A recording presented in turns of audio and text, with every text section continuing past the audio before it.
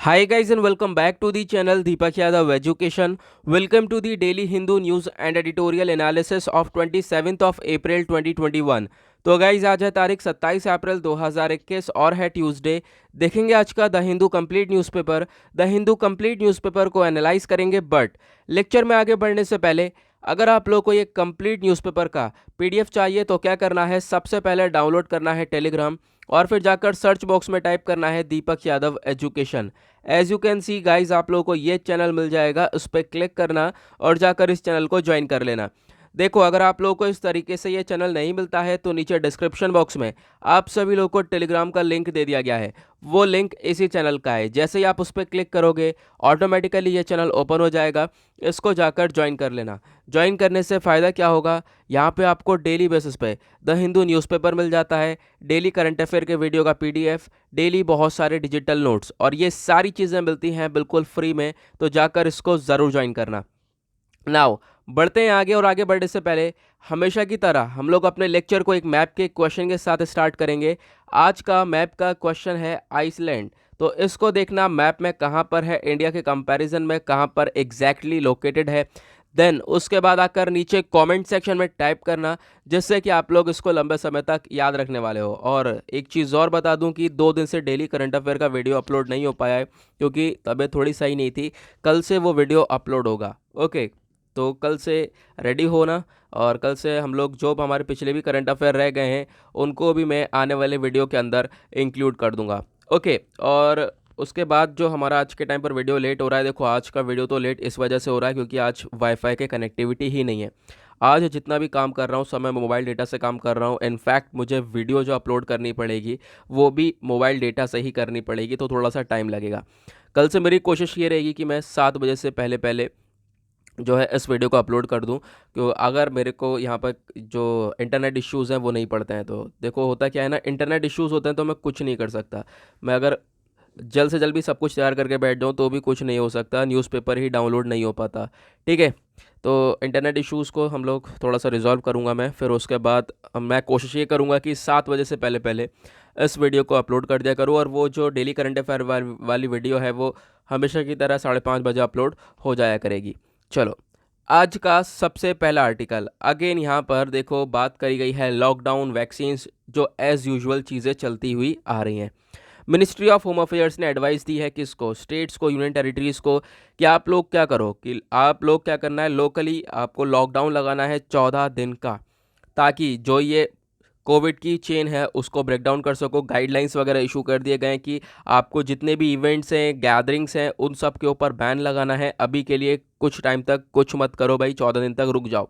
ठीक है, ताकि जो कोविड-19 का ये कर्व उठता हुआ नज़र आ रहा है आज के टाइम पर, वो एकदम से गिर जाए और हम लोग काफ़ी हद तक चीज़ों को कंट्रोल कर पाएँ, क्योंकि ऐसे अगर चलता रहा तो देखो केसेस तो नहीं रुकने वाले। लगातार डेली बेसिस पे बहुत सारे केसेस निकल रहे हैं, लगभग 3.5 लाख से ज़्यादा केसेस डेली बेसिस पर निकल रहे हैं। अभी एक आईआईटी ने रिसर्च करी है, अभी आगे मैं बताऊंगा, यहीं पर आर्टिकल है वो आप देखना। तो यहाँ पर देखो क्या क्या बोला जा रहा है एग्जैक्टली, कि अगर हमने अभी नहीं रोका तो सिचुएशन आउट ऑफ कंट्रोल हो सकती है। तो उसकी वजह से यहाँ पर मिनिस्ट्री ऑफ होम अफेयर्स ने ये स्टेटमेंट दिया है। देखो मैं यहाँ पर ये बोल रहा था, आईआईटी ने यहाँ पे प्रेडिक्ट किया है, इन्होंने अंदाज़ा ये लगाया कि 8 मई तक क्या होगा, 8 मई के बाद जो केसेस हैं वो डेली केसेस 4.5 लाख के आसपास हम लोग को देखने को मिल सकते हैं डेली बेसिस पे। तो आप समझ सकते हो क्या हालत हो जाएगी अगर ऐसी सिचुएशन देखने को मिलेगी। 4.5 लाख के आसपास केसेस देखने को मिलेंगे तो डेथ कितनी होंगी, कम से कम 5 से 6 हज़ार डेथ डेली जो है यहाँ पर देखने को मिल सकती हैं, ऐसा यहाँ पर रिसर्च किया गया है। ये चीज़ तो मैं आपको पहले ही बता चुका था। ठीक है, कि इतना प्रोडिक्शन तो हम लोगों ने पहले ही कर लिया था कि हाँ इस तरह की सिचुएशन देखने को मिल सकती है डेफिनेटली। ठीक है, तो यहाँ पर वही चीज़ बताई गई है, आप लोग भी अपना ध्यान रखो, घर में है वो घर में कि अंदर भी आप लोगों को मास्क लगाना है। ऐसा मैं नहीं बोल रहा हूँ, यहाँ पे आप देखो नीति आयोग मेंबर ने खुद बोला है मास्क लगाओ घर पर आप हो तो भी।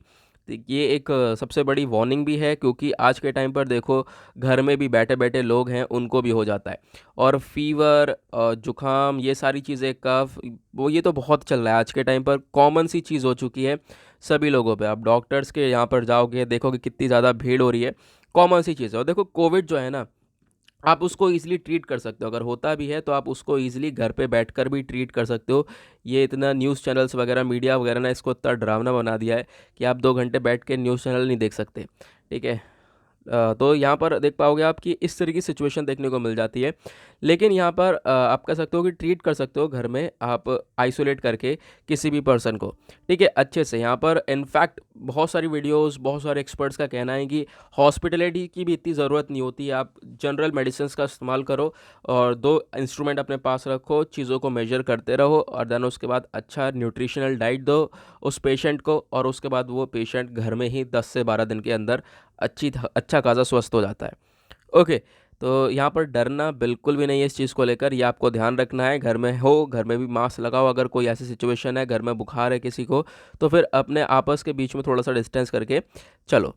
चलो उसके बाद आता है नेक्स्ट आर्टिकल की तरफ। हाँ, यहाँ पर एक आर्टिकल रह गया है साइड वाला, चलो इसको भी कवर कर लेते हैं। जो टेक्नोलॉजी जाइंट्स हैं, बड़ी बड़ी कंपनीज जैसे कि गूगल हो गए, अल्फ़ाबेट, गूगल एंड अल्फ़ाबेट हो गए, ठीक है, माइक्रोसॉफ्ट हो गए, इन सब ने यहाँ पर अनाउंस किया है कि ये लोग मदद करने वाले हैं इंडिया को सपोर्ट करेंगे इस करंट पेंडेमिक के टाइम पर। सपोर्ट मिलने वाली है, लगभग 135 करोड़ रुपए की फंडिंग मिलेगी, जिससे कि हम लोग इस सिचुएशन से निकल सकें। ओके, उसके बाद आप ये वाला आर्टिकल देख पाओगे, ये हमारा वनडे एग्जाम के पॉइंट ऑफ व्यू से बहुत ही इंपॉर्टेंट आर्टिकल है। बात करी गई है नोमैडलैंड के बारे में। नोमैडलैंड ने जीता है बेग एट पेंडेमिक ऑस्कर्स, तो ऑस्कर्स अवार्ड के बारे में बातचीत की गई है। तो देखो यहाँ पर कितनी पर्सनैलिटीज़ है जिन जिनको अवार्ड दिया गया है, ये मैंने हाईलाइट कर दिया है, तो आप लोग देख सकते हो। जो बेस्ट एक्टर का अवार्ड मिला है वो है नोमैडलैंड को, ठीक है। और उसके बाद यहाँ पे आप देख पाओगे बेस्ट हॉलीवुड को, सॉरी, यहाँ पे बेस्ट डायरेक्टर का जो अवार्ड मिला है वो यहाँ मिला है क्लोए जाओ को, ठीक है। उसके बाद बेस्ट एक्ट्रेस का अवार्ड मिला है फ्रांसिस मैकडॉर्मंड को, यहाँ पे आप देख पाओगे, ठीक है। उसके बाद यहाँ पे आप देख पाओगे नीचे बेस्ट एक्टर का, विनिंग एक्टर का अवार्ड मिला है, बेस्ट एक्टर का अवार्ड मिला है एंथनी हॉपकिन को, ठीक है। ये जो नोमैडलैंड है ये मूवी है, ओके, यहाँ पे मैंने एक्टर बोल दिया था शायद, मुझे ऐसा लग रहा है। जो नोमैडलैंड है यहाँ पर आप देख पाओगे ये मूवी है, यूएस रोड मूवी नोमैडलैंड, एक बिग विनर घोषित कर दी गई है, इसको ऑस्कर अवार्ड मिला है संडे में। ओके, चलो यहाँ पर वनडे एग्जाम के पॉइंट ऑफ व्यू से इंपॉर्टेंट है, तो ध्यान रखना, और इसी के बेसिस पर हमने आज का थंबनेल भी चिपका डाला। चलो आगे बढ़ते हैं ना, आते हैं नेक्स्ट आर्टिकल की तरफ। यहाँ पे बात करी गई है डीआरडीओ ने डेवलप करा है क्रिस्टल ब्लेड, किसके लिए? एरो इंजन्स के लिए। नाउ डीआरडीओ क्या है, काफ़ी बार डिस्कस कर चुके हैं। इसकी फुल फॉर्म है defence research and development organisation. ये ऐसे ही वेपन्स को मैन्युफैक्चर करता है, तो उन्होंने क्रिस्टल ब्लेड्स को बना लिया है। अब अगर हम लोग बात करें तो यहाँ पे आप देख पा रहे होंगे कि ये जो क्रिस्टल ब्लेड्स हैं ये बनाए गए हैं किसके लिए? ये बनाए गए हैं, ये जो दिए जाएंगे, सप्लाई किए जाएंगे, ये 60 ब्लेड हिंदुस्तान एरोनॉटिक्स लिमिटेड को, ठीक है। क्योंकि हिंदुस्तान एरोनॉटिक्स लिमिटेड क्या कर रहा है, ये एक आप कह सकते हो डेवलप कर रहा है, एक डेवलपमेंट प्रोग्राम है हेलीकॉप्टर का, ठीक है। तो इंडिजीनियस हेलीकॉप्टर यहाँ पे बनाया जा रहा है, इंडिजीनियस हेलीकॉप्टर डेवलपमेंट प्रोग्राम चल रहा है, तो उसके बेसिस पर यहाँ पर ये जो ब्लेड्स हैं वो दिए जा रहे हैं हिंदुस्तान एरोनॉटिक्स लिमिटेड को। ओके, तो इसके बारे में आप लोगों को ध्यान रखना है। उसके बाद यहाँ पे आप देख पाओगे ये क्या क्या बताया गया है, कुछ क्रिटिकल कंपोनेंट्स ये बताए गए हैं, जैसे कि ये जो टेक्नोलॉजी है ये तो हमारे पास आ गई, चलो हम लोगों ने क्रिस्टल ब्लेड्स बना लिए हैं, और ये जो टेक्नोलॉजी है ये और बहुत सारी कंट्रीज़ के पास है, लेकिन कुछ कंट्रीज़ के पास, जैसे कि आप देख पाओगे यूएस हो गया, यूके, फ्रांस, रशिया के पास कैपेबिलिटी है कि वो इस टाइप के क्रिस्टल ब्लेड्स को बना सके। अब ये जो कैपेबिलिटी है हमारे पास भी आ चुकी है, और डीआरडीओ ने यहाँ पे काफ़ी टाइम से इसके ऊपर वर्क किया है। अब यहाँ पर ये एरो इंजन के लिए काफ़ी हद तक रेडी हो चुका है। ओके, उसके बाद आते हैं नेक्स्ट आर्टिकल की तरफ। यहाँ पे आप लोग देख पा रहे होंगे आईएमडी यानी कि इंडियन मेट्रोलॉजिकल डिपार्टमेंट, इन्होंने प्रेडिक्ट किया है यानी भविष्यवाणी करी है कि जो बारिश है वो काफ़ी सारे पार्ट्स में, कुछ काफ़ी सारी जगह पर देख सकते हैं हम लोग इस महीने की एंड तक, ठीक है। तो ऑब्वियस ही बात है, मानसून के बारे में बातचीत की गई है कि मानसून आ रहा है, तो अभी बारिश भी हम लोग बहुत सारे पार्ट्स में central, south and north eastern India के अंदर देख सकते हैं। अब क्वेश्चन ये उठता है कि अब यहाँ पे इम्पोर्टेंट क्या है हमारे लिए, क्वेश्चन कहाँ से बन सकता है एग्जाम में? ज़रूर बन सकता है, जैसे पहले बना है, वो है आईएमडी के बारे में, इंडियन मेट्रोलॉजिकल डिपार्टमेंट। तो Indian meteorological department GS paper 1 से आप लोग इसको इंक्लूड कर सकते हो, इसके बारे में ध्यान रखना। नाउ सबसे पहले ये आपको ध्यान रखना है। देखो इस टाइप के क्वेश्चन सबसे ज़्यादा पूछे जाते हैं कि ये जो आईएमडी है ये कौन सी मिनिस्ट्री के अंडर वर्क करता है। तो ये जो एजेंसी है ये वर्क करती है ministry of earth science end of government of India के अंडर में वर्क काम करती है। आईएमडी का हेडक्वार्टर है। पहली बात तो इसका काम क्या है मैंने आपको बता दिया। इसका काम यह है ऑब्जर्वेशंस करना, अंदाज़ा लगाना, पता लगाना कि हाँ क्या टाइप का वेदर होने वाला है, कल कैसा वेदर होने वाला है, बारिश होगी या नहीं होगी, क्या सिचुएशन होगी। ये सारा डेटा कलेक्ट करने के बाद हम लोगों को ये बताता है। जैसा कि अभी आप लोग देख सकते हो अभी से ही बताया जा रहा है महीने के एंड में बारिश होने वाली है या नहीं होने वाली है। उसके साथ ही साथ यहाँ पे आईएमडी का जो हेडक्वार्टर है ये इंपॉर्टेंट है, याद रखना दिल्ली के अंदर हेडक्वार्टर है। ज़्यादातर हेडक्वार्टर्स दिल्ली के अंदर होते हैं और इसके बहुत सारे ऑब्जर्वर स्टेशंस हैं और रीजनल ऑफिसेस हैं जैसे कि मुंबई, कोलकाता, नागपुर, पुणे में इसके ऑफिसेस भी हैं। आईएमडी अगर हम बात करें तो काफ़ी इंपॉर्टेंट बॉडी बन जाती है। और सबसे इंपॉर्टेंट चीज़ आपको ये लास्ट वाला पैरा आप लोगों को देखना है। इंडियन मेट्रोलॉजिकल डिपार्टमेंट को इस्टेब्लिश करा गया था 1875 में और जो हेनरी फ्रैंकिस ब्लैनफोर्ड थे ये अपॉइंट करे गए थे पहले मेट्रोलॉजिकल रिपोर्टर के तौर पर। और फिर मई 1889 आया, उसमें सर जॉन एलियट को अपॉइंट किया गया पहले डायरेक्टर जनरल किसके, इसी चीज़ के। ठीक है, और पहले यहाँ पे आईएमडी का जो हेडक्वार्टर है ये इसको पहले तो कलकत्ता में हुआ करता था, देन उसके बाद शिफ्ट करा गया इसको शिमला के अंदर 1905 में, देन उसके बाद पुणे में शिफ्ट करा गया 1928 में, देन फाइनली इसको न्यू दिल्ली में शिफ्ट करा गया 1944 में और तब से ये न्यू दिल्ली के अंदर ही है। ओके, काफ़ी कुछ था इस आर्टिकल के अंदर, हमने डिस्कस कर लिया।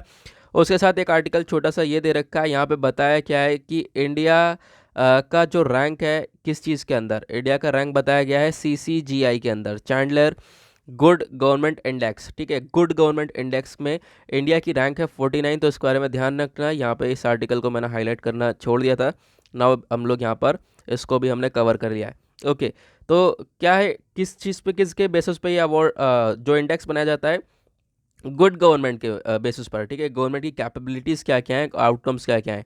ठीक है, उसके बेसिस पे यहाँ पर ये इंडेक्स लेकर चलते हैं। और फिनलैंड अगेन टॉपर बन चुका है। देखो फिनलैंड तो बहुत सारी जगह टॉप पर रहता है और अगेन वो एक टॉप पर रह चुका है इस इंडेक्स के अंदर।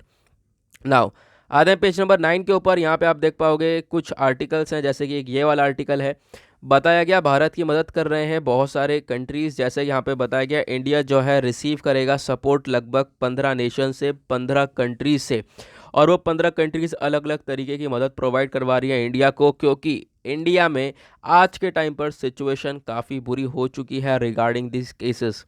नाउ यहाँ पे 15 कंट्रीज़ के अंदर आप देख पाओगे जो मोस्ट प्रोमिनेंट कंट्रीज़ हैं, ऑस्ट्रेलिया हो गया, China, Germany, Russia, UAE, UK और यूनाइटेड स्टेट्स। तो यहाँ पे बताया गया कोई पिछले आने वाले कुछ दिनों में हम लोगों को बहुत सारी हेल्प मिलेगी। और अभी हाल ही में बहुत सारी कंट्रीज़ जैसे कि सिंगापुर वगैरह ने भी हमें क्रायोजेनिक टैंकर्स वगैरह भिजवाए हैं, तो वो लोग भी हेल्प कर रहे हैं। ठीक है, तो यहाँ पे आप देख पाओगे जो C-17 एयरक्राफ्ट है, हमारा सबसे बड़ा जो एयरक्राफ्ट है जिसमें आप टैंकर्स वगैरह को लेकर आ सकते हो, तो ये इसने ट्रांसपोर्ट करें 6 क्रायोजेनिक ऑक्सीजन कंटेनर, कहाँ से, दुबई से।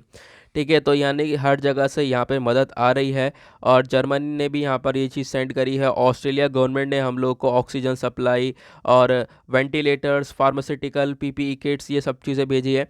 उसी तरीके से हर एक कंट्री कुछ ना कुछ हेल्प कर रही है। और दूसरी तरफ अगर हम बात करें चाइना की, तो चाइना ने भी बोल दिया है कि चाइना रेडी है हेल्प और सपोर्ट प्रोवाइड करवाने के लिए भारत को उनके एक आज के टाइम पर बुरे वक्त में। ठीक है, तो यहाँ पे एक सिचुएशन काफ़ी क्रिटिकल है, उसकी वजह से ये सारी चीज़ें देखने को मिली हैं ना। उसके बाद एक आता है आर्टिकल ये वाला, यहाँ पे बोला गया है oxygen cans with armed force to be given to hospital. अब जो ये ऑक्सीजन का काम है, ऑक्सीजन सिलेंडर्स जो अवेलेबल कराना है, या आर्म्ड फोर्सेस के साथ, यानी आर्मी को भी इस चीज़ में उतर जाना चाहिए। ठीक है, ताकि हम लोग चीज़ों को और ज़्यादा अच्छी तरीके से इम्प्लीमेंट कर पाएँ, हॉस्पिटल्स में पूरी तरह से ऑक्सीजन को प्रोवाइड करवा पाएँ। आर्म्ड फोर्सेस को भी अब यहाँ पर इस चीज़ में उतर जाना चाहिए। अब ऐसी चीज़ें बोली किसके द्वारा कही गई हैं, यहाँ पे आप देख पाओगे CDS हैं, चीफ ऑफ डिफेंस स्टाफ, जिनका नाम है जनरल बिपिन रावत। इनकी बातचीत चल रही थी प्राइम मिनिस्टर के साथ मंडे में, तभी यहाँ पर ये सारी चीज़ें बताई गई हैं कि अब यहाँ पर आर्मी भी सपोर्ट करेगी इन चीज़ों को। ओके, उसके बाद आता है एक और आर्टिकल, ये भी इम्पोर्टेंट है। यहाँ पर बात करी गई है, ये आप कह सकते हो आर्टिकल आपका जीएस पेपर 2 इंटरनेशनल रिलेशंस के पॉइंट ऑफ व्यू से इम्पोर्टेंट है, इंडिया और जापान से रिलेटेड है। इंडिया और जापान दोनों अपने रिलेशन के बारे में बातचीत कर रहे हैं कि मिलकर ये लोग काम करने वाले हैं, पैंडेमिक से कैसे लड़ा जाए उसके ऊपर ये दोनों मिलकर काम करेंगे। तो यहाँ पर आप देख पाओगे इंडिया और जापान मंडे में इन्होंने बातचीत करी, ठीक है। कोई यहाँ पे फिजिकल मीटिंग नहीं थी, आपको ध्यान रखना है, सिर्फ फ़ोन के थ्रू बातचीत हुई है। जो कन्वर्सेशन हुआ है ये दोनों ही प्राइम मिनिस्टर के थ्रू हुआ है। इंडिया के prime minister Narendra Modi ji, Japan के प्राइम मिनिस्टर योशिहिदे सुगा।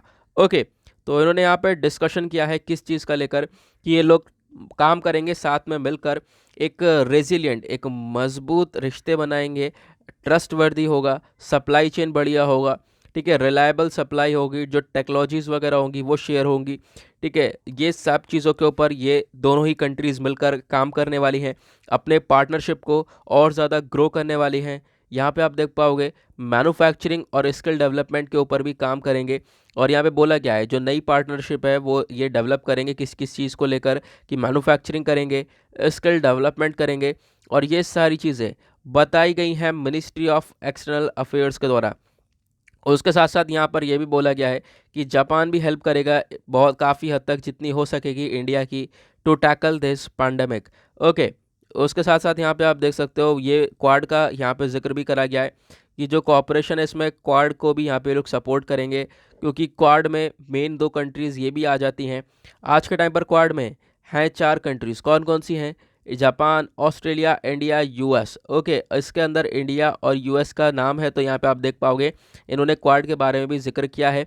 साथ ही साथ ये जो दोनों लीडर हैं इन्होंने डिस्कस किया है कि किस तरीके से ये कोऑपरेट कर सकते हैं, जैसे कि 5G के एरिया में सबमरीन केबल्स स्ट्रेंथन कर सकते हैं अपने इंडस्ट्रीज़ कॉम्पिटिटिवनेस को, ये सारी बातें की गई हैं। और एट द लास्ट आप देख पाओगे जो Mumbai Ahmedabad high speed rail है उसके कंस्ट्रक्शन के ऊपर भी बातचीत करी गई है इन दोनों ही प्राइम मिनिस्टर्स के द्वारा। तो यहाँ पर ये था स्टेटमेंट। उसके बाद नेक्स्ट आर्टिकल आप देख पाओगे जो हमारे पीएम हैं मोदी और बाइडन दोनों ने डिस्कस किया है कोविड-19 को लेकर। यूएस जो है बहुत सारा सपोर्ट्स प्रोवाइड करवा रहा है, और अब तो यूएस ने ये भी कहा है कि हम लोग अपने वैक्सीन रॉ मटेरियल्स को प्रोवाइड करवाएंगे, जिस रॉ मटेरियल का इस्तेमाल करके हम लोग अपनी वैक्सीन को और ज़्यादा इफ़िशिएंटली और ज़्यादा तेज़ी से बढ़ा सकते हैं। तो अब यहाँ पर यूएस इस तरीके की मदद प्रोवाइड करवा रहा है इंडिया को, तो मदद हर तरफ से आ रही है ना। उसके बाद यहाँ पर आप देख पा रहे होंगे ये है इंडिया का overall map regarding these cases. तो यहाँ पे जो टोटल केसेस हैं वो 3 लाख प्लस केसेस निकल कर आए हैं इन अ सिंगल डे, और इंडिया ने रिकॉर्ड किया है इन अ सिंगल डे 2762 डेथ। तो आप समझ सकते हो यहाँ पर कितना बड़ा ये नंबर हो जाता है। चलो आगे बढ़ते हैं। नाउ आते हैं पेज नंबर 14 के ऊपर, that is business section, economy से रिलेटेड आर्टिकल है, ठीक है। वर्ल्ड पेज पर कुछ नहीं आज पढ़ने लायक।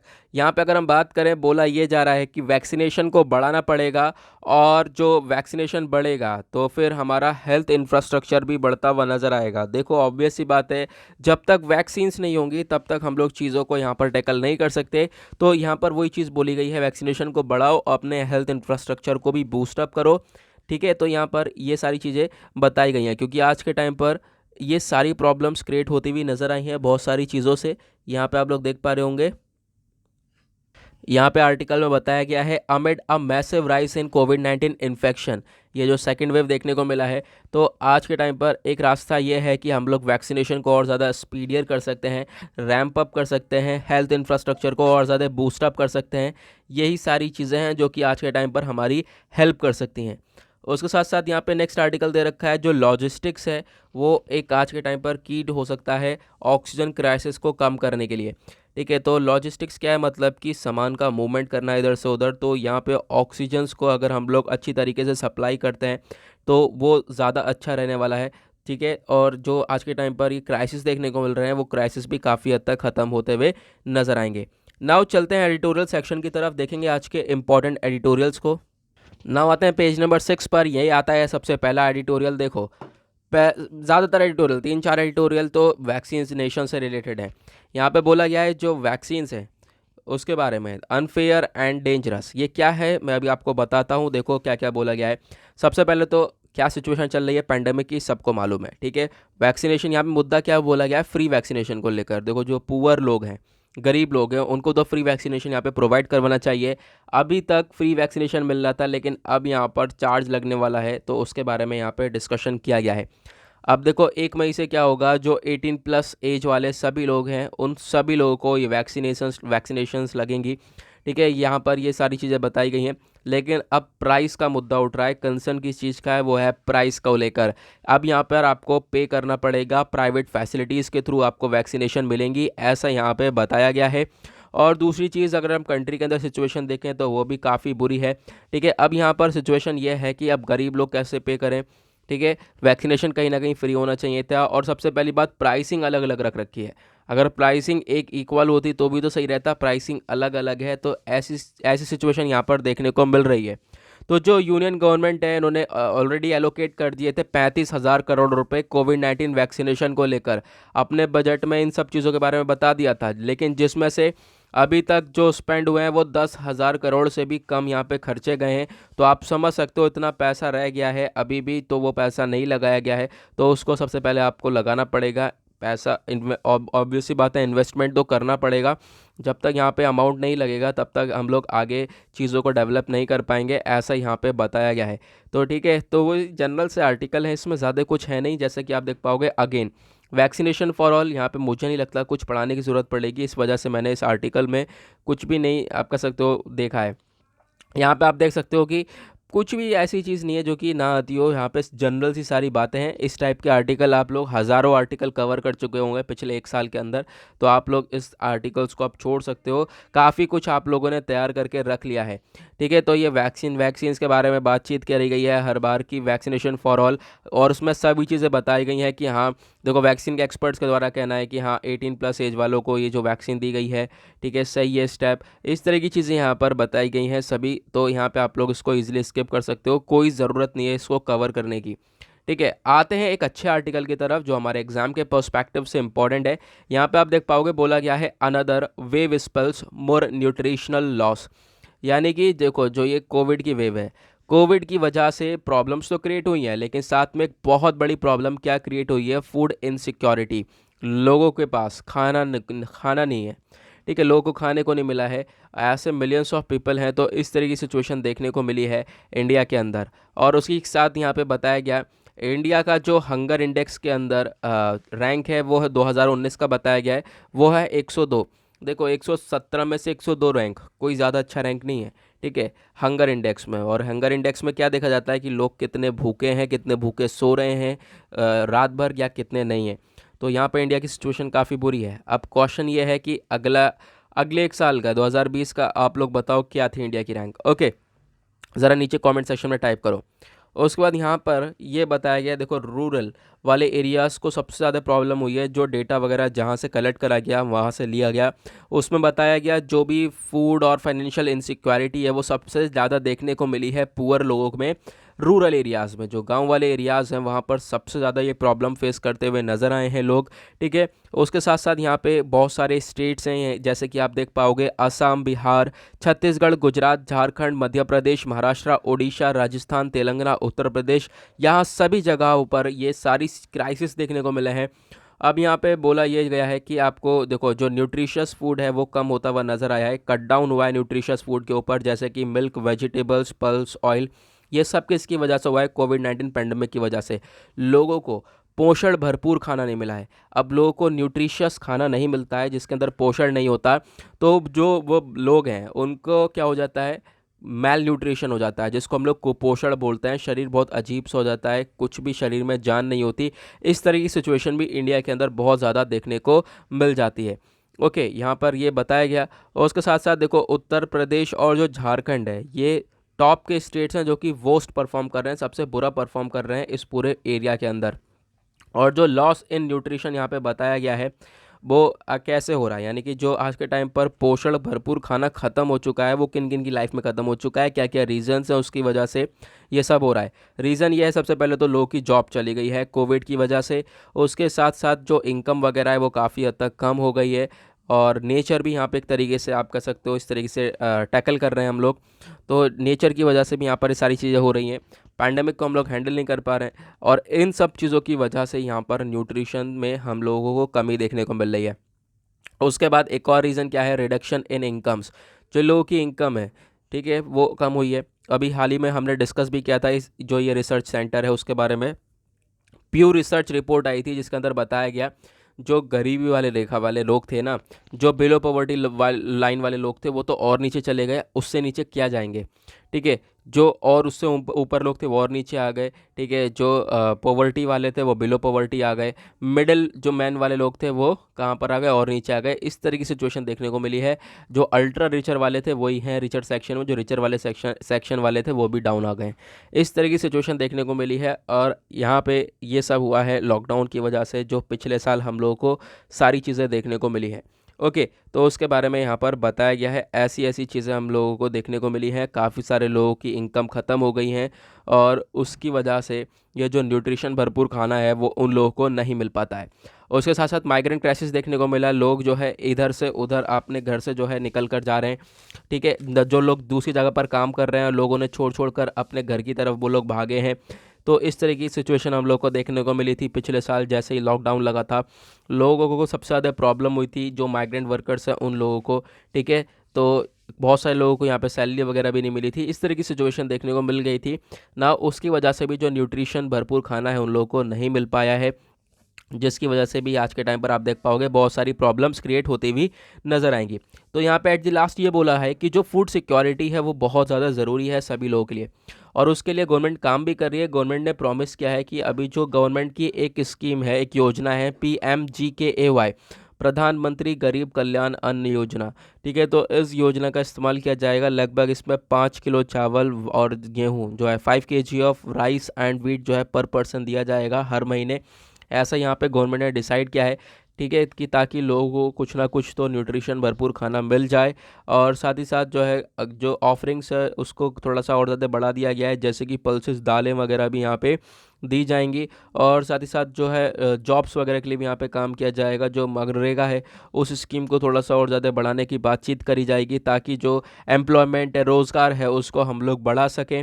और उसके साथ साथ यहाँ पे जो PDS सिस्टम है, पब्लिक डिस्ट्रीब्यूशन सिस्टम हो गए, या फिर जो बच्चों को स्कूल में खाना दिया जाता है, मिड डे मील स्कीम हो गई प्राइमरी स्कूल्स के अंदर, उन सबको भी बढ़ाना पड़ेगा, ताकि हम लोग इन सब चीज़ों को अर्जेंटली कवर कर सकें, और जो न्यूट्रिशन है उसको थोड़ा सा हम लोग कवर अप कर सकें, ठीक है। तो ये था कंप्लीट आर्टिकल, और मोस्ट इंपॉर्टेंट आर्टिकल था आज का। नेक्स्ट आर्टिकल यहाँ पे बात करता है ऑस्कर्स के बारे में। देखो अभी भी हमने डिस्कस कर लिया, इसको हम लोग छोड़ सकते हैं, ठीक है। ऑस्कर में अभी किस किस को अवार्ड मिला है ये हम लोगों ने ऑलरेडी देख लिया है। नाउ आते हैं पेज नंबर 7 के ऊपर। यहाँ पे आता है एक article, an idea on taxation that is worth a try. यहाँ पे बोला गया है जो प्रपोजल है, minimum global corporate income tax could be a game changer. यानी जो ग्लोबल कॉरपोरेट इनकम टैक्स होता है, यानी कॉरपोरेट आप कह सकते हो डायरेक्ट, जैसे हमारा डायरेक्ट टैक्स होता है ना, वही कॉरपोरेट इनकम टैक्स होता है। उसको हम लोग अगर मिनिमम रखें तो वो एक गेम चेंजर हो सकता है। वो कैसे होगा, चलो आगे डिस्कस करते हैं। सबसे पहले यहाँ पे आप देख पाओगे ये वाला जो आर्टिकल ये हमारे काम का नहीं है, इसको भी आप लोग छोड़ सकते हो। ये कोविड-19 के बारे में अगेन बताया गया है। यहाँ पे मैं आपको बताता हूँ चलो क्या क्या बोला गया है। सबसे पहले जो यूनाइटेड स्टेट्स के सेक्रेटरी हैं, जिनका United states secretary of the treasury, जिनका नाम है जेनेट एल येलेन, ठीक है। तो उन्होंने प्रपोजल दिया कि तो ग्लोबल कोऑर्डिनेशन होना चाहिए किस चीज़ को लेकर, कॉरपोरेट टैक्स को लेकर। जो आज के टाइम पर कॉरपोरेट टैक्सेशन है, डायरेक्ट टैक्स है। देखो एक डायरेक्ट टैक्स होता है, एक इनडायरेक्ट टैक्स होता है। इनडायरेक्ट टैक्स हर कोई पे करता है, कुछ कोई भी लोग हो, सभी लोग पे करते हैं, ठीक है। चाहे वो रिक्शे वाला हो, कोई भी ऑटो वाला हो, कोई भी हो, सब लोग पे करते हैं। जो इनडायरेक्ट टैक्स होता है आप कह सकते हो कि जो ये सभी लोगों के थ्रू पे किया जाता है। और जो डायरेक्ट टैक्स होता है वो कोई कोई पे करता है, जैसे इनकम टैक्स वगैरह होता है, उनको हम लोग बोलते हैं डायरेक्ट टैक्स। और जो इनडायरेक्ट टैक्स होता है वो हर प्रोडक्ट के ऊपर देखने को मिल जाता है। हर प्रोडक्ट के ऊपर आपने एक बिस्किट का पैकेट भी खरीदा है तो उसके थ्रू भी आप इनडायरेक्ट टैक्स पे कर रहे हो। ओके, नाउ यहाँ पे अगर हम लोग बात करें, अब डायरेक्ट इनडायरेक्ट को छोड़ो, यहाँ पे आओ। बात ये करी गई है जो कॉरपोरेट टैक्सेशन है, इसका एक बहुत बड़ा इम्प्लीकेशन हो सकता है अगर हम लोग इस जो रेट है इस टैक्सेशन का वो मिनिमम रखते हैं। वो कैसे बढ़ेगा, कंपनीज वगैरह भी आएंगी, और फिर उसके बाद ज़्यादा अच्छी तरीके से ग्रोथ देखने को मिलेगी। देखो यहाँ पे जो रिच कंट्रीज़ हैं, by the impact of the pandemic presently government को ज़रूरत है कि वो आप कह सकते हो कि गवर्नमेंट हेल्प करे लोगों की, ठीक है। तो उसके थ्रू हम लोग क्या कर सकते हैं, यहाँ पे एक बहुत अच्छे अच्छे स्टेटमेंट दिए गए, मैं अभी आपको आगे बताऊंगा। जो बाइडेन एडमिनिस्ट्रेशन का यहाँ पे एक तरीके से एक प्रपोजल था कि हाँ ये क्या करेंगे, एक मैसिव 3 ट्रिलियन का पैकेज लेकर आएंगे और इकॉनमी को बूस्ट करेंगे। लेकिन कब हो पाएगी, जब सरकार के पास पैसा आएगा। अब देखो यहाँ पे ये भी बोला गया है कि इसके थ्रू हम लोग को क्या करना चाहिए, टैक्स कलेक्ट करना चाहिए। जो एडिशनल टैक्स है वो हेल्प कर सकता है, जो एडिशनल टैक्स लेना चाहिए वो मदद कर सकता है, ताकि जो भी कमियां हैं वो पूरी करी जा सकें। ठीक है, यूएस इन चीज़ों को लेकर ही चलता है, काफ़ी सारे टैक्सेस वगैरह काटता है। यूएस के अंदर आप देखोगे बहुत सारे टैक्सेस वगैरह देखने को मिल जाते हैं, और बहुत बहुत बड़ी बड़ी पर्सनैलिटीज़ का कहना भी यही है, जैसे कि जेफ बेजोस हो गए, वर्ल्ड्स रिचेस्ट पर्सन। यहाँ पे इनका भी कहना यही है कि सपोर्ट करने वर्ल्ड्स रिचेस्ट पर्सन आपस में दोनों जनों के बीच में डिस्प्यूट रहते ही, मतलब ऊपर नीचे रहते हैं, जेफ बेजोस या फिर इलॉन मस्क। तो यहाँ पर इन्होंने भी सपोर्ट किया है कुछ, आप कह सकते हो कि आइडियाज़ वगैरह को, कि जो टैक्सिंग है, जो अमीर लोग हैं उनको ज़्यादा टैक्स करना चाहिए, उनसे ज़्यादा टैक्स लेना चाहिए, ऐसा यहाँ पे बताया गया है। यूरोप ने भी इन चीज़ों को सपोर्ट किया है कि जो टैक्स है वो रिचर सेक्शन से ज़्यादा लो। ये ज़्यादा अच्छा स्टेप है। देखो, रिचर सेक्शन वालों के लिए ज़्यादा टैक्स लिया जाए, जो भी अमीर लोग हैं उनसे ज़्यादा भरपूर टैक्स लिया जाए, वो देने लायक भी हैं। जो गरीब लोग हैं उनसे टैक्स कम लिया जाए, ताकि उनके ऊपर बर्डन ना आए। इस तरह की चीज़ें लेकर हम लोग आगे चलकर काफ़ी हद तक ग्रोथ देख सकते हैं, ऐसा यहाँ पर बताया गया है। उसके बाद यहाँ पे आप देख पाओगे, एक होता है BEPS। ये कॉन्सेप्ट आता है, आप जब इंडियन इकोनॉमी पढ़ोगे रमेश सिंह में, तो वहाँ पे आपको पढ़ने को मिलेगा। मैं आपको बता देता हूँ। देखो, world experience base erosion profit shifting, BEPS, ये क्या होता है, इसका मतलब ये होता है profit to low tax jurisdiction. यहाँ पे क्या होता है कि मान लो कोई कंट्री या कोई कंपनी या एक कंट्री के अंदर वर्क कर रही है, वहाँ पे टैक्स ज़्यादा है, दूसरी कंट्री के अंदर टैक्स कम है, तो वो वहाँ भाग जाएगी।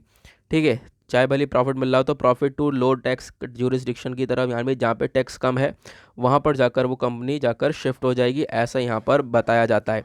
ओके, जहाँ पर टैक्स कम होगा वो कंपनी चली जाएंगी, ऐसा यहाँ पे बोला जाता है।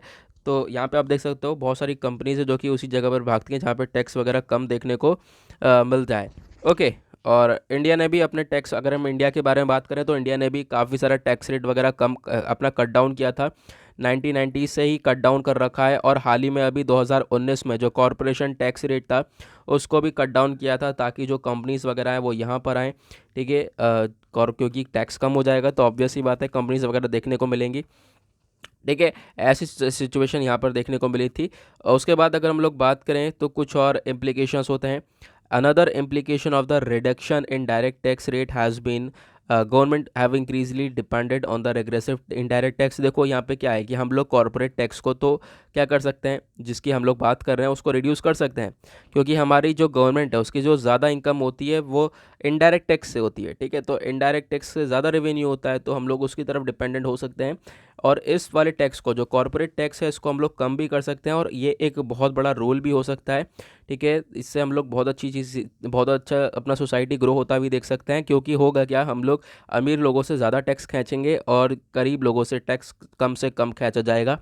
तो इस तरह की सिचुएशन से सोसाइटी में बहुत अच्छा इंप्रूवमेंट देखने को मिल सकता है। ओके, उसके बाद नेक्स्ट आज का लास्ट आर्टिकल यहाँ पर आता है, ये वाला, इसमें ज़्यादा कुछ है नहीं। यहाँ पर बताया ये गया है प्रोटेक्टिंग द पुलिस, यानी कि देखो जो पुलिस है आज के टाइम पर वो भी बहुत बड़ा रोल निभा रही है अपना कोविड-19 से लड़ने के लिए। तो एक स्पेशल इंश्योरेंस कवरेज देना चाहिए 50 लाख का, ताकि जो है ये आप कह सकते हो इन लोगों को थोड़ा सा सपोर्ट मिल सके, और जो फ्रंट लाइन वर्कर्स हैं इन सभी को लोगों को यहाँ पे कुछ ना कुछ सपोर्ट करना चाहिए, ऐसा यहाँ पे बताया गया है, क्योंकि इन्होंने काफ़ी हद तक कंट्रीब्यूट किया है इस पैंडमिक को लेकर। ओके, तो गाइज़ ये थे कुछ इंपॉर्टेंट आर्टिकल्स। आई होप आप लोगों को सभी क्लियर हो गए होंगे। नाउ मिलते हैं आप लोगों से नेक्स्ट वीडियो में। आज के लिए bye bye, have a nice day.